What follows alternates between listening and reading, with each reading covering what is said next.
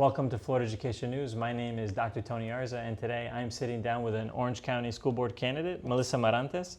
One of the things that we're trying to do at Florida Education News is we want to be able to sit down with candidates and give voters the opportunity to get to know the people on the ballot.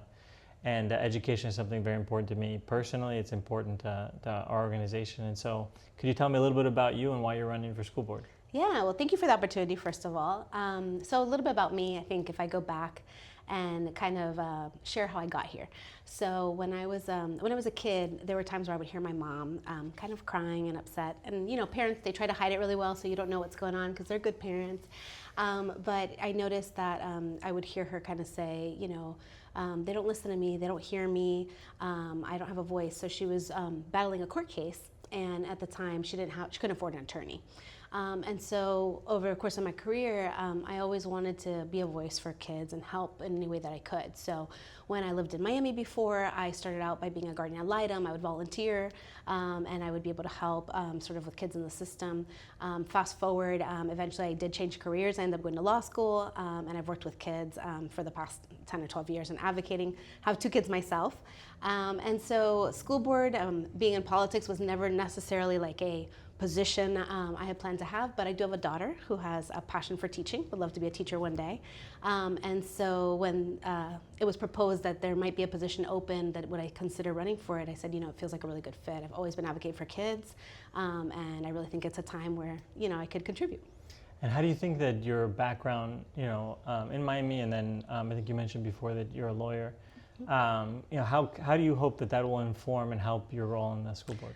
So I think there's a couple things. Right now I run a nonprofit. So for the past 10 years, you know, I've been dealing with budgets, budget cuts, budget additions, right? All those things that happen. And I think it's very transferable, right? It's what our school board is dealing with right now. And always will be, right? Budget's a very important part of the setup of what happens.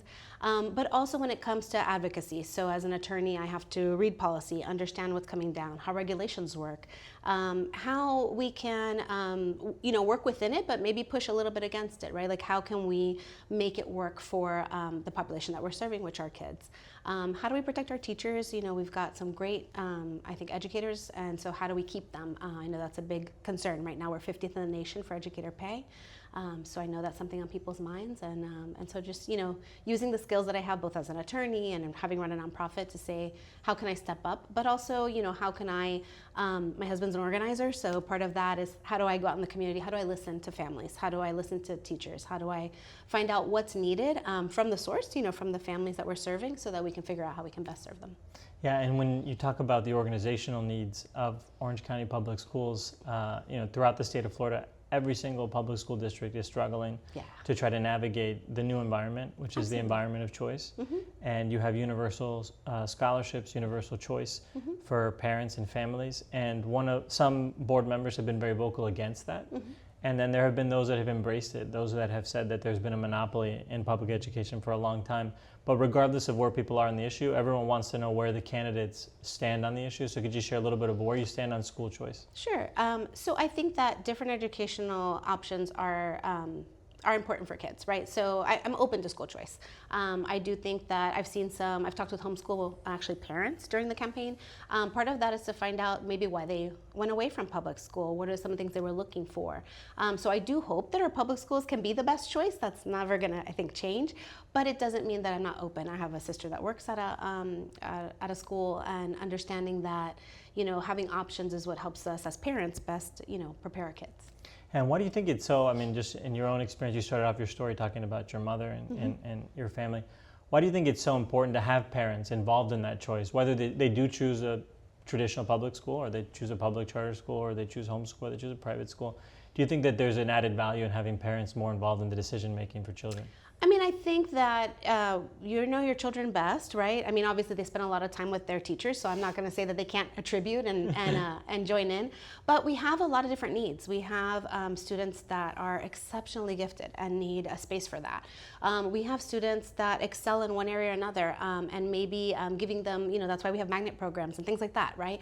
So it's just really, you know, knowing your child and trying to create look for a space that's going to allow them to excel. I mean, that's the goal in the end, is that we're creating our future neighbors, our future store owners, our future government officials, right? This is who they are. They're in school today. And so how do we get them prepared to be the best version of themselves and find something they're passionate about?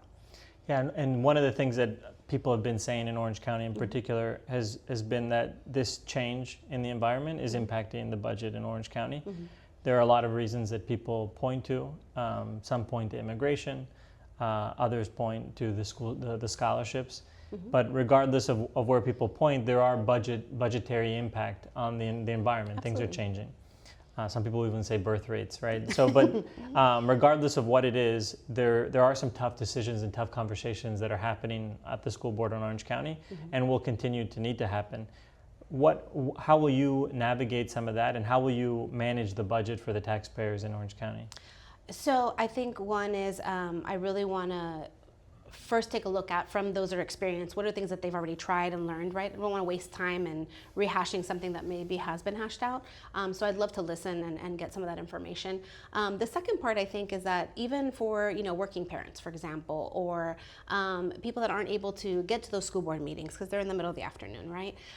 Creating a space where we can truly listen. And I know that our school board has some opportunity to do some of that, but can we make it more accessible? Can we really be transparent, share, but get input? And I think that that's going to help us best, whether it's from those in the field, like our educators that have that experience, or from the parents themselves. I think that's the best way we're going to move forward. And I think we might have to be creative. So we're not going to, school may not look traditionally like how it looks now, but I think that's part of the solution, and I think we'll be better for it. Yeah, and one of the biggest things that we see across the state and across the country on any poll, surveys, we see that the families in this country are struggling to provide for their families. The parents are struggling to provide for their children. They're struggling to put bread on the table. And when you look at Orange County's school district budget, it's a $5 to $6 billion budget, and that's a lot of money. And how are you going to make sure those dollars are working for the families who are really struggling, and maybe say, I don't know if I believe that my hard-earned taxpayer dollars are really helping me get ahead in my life and do the things that are important to me, like provide for my kids. And I think a big part of looking at budgets is finding where there's transparency, making sure that there's fairness in the procurement process and the different steps and the things that we do. So as much as we can, I'm again not saying that there isn't already, but just what are ways that we can, do a double check, see where there's opportunities for savings in one area or another. And then I think the biggest part, which again, a part of my goal is being to listen and see what are some of those goals that both families and educators are looking for, and so that we can make sure that as we're rolling out, budgets and futures and things that are being focused on, they really do hit those goals. I think that's going to be very important. I know for some it's about opportunity for different people to have different career paths, whether some of those are going to go to college or some of those are going to be in trade or different things. And so, how accessible is that, and can that be part of the goal? So things like that, just looking at those opportunities, if that's part of the wishes and the goals, and how can we take that and look at it when we look at the budget.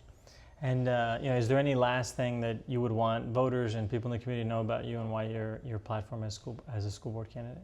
I think what sets me apart or would be different is that I don't come in with, I teach as an adjunct at UCF, but I don't come in with this background on a preconceived notion on where we're going.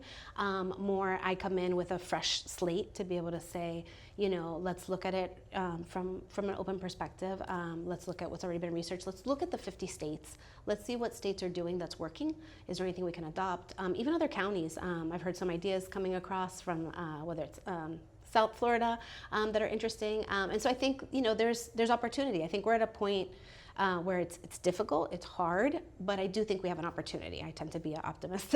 So I do think we have an opportunity, and I think it's trying to see what we can do to capitalize on that.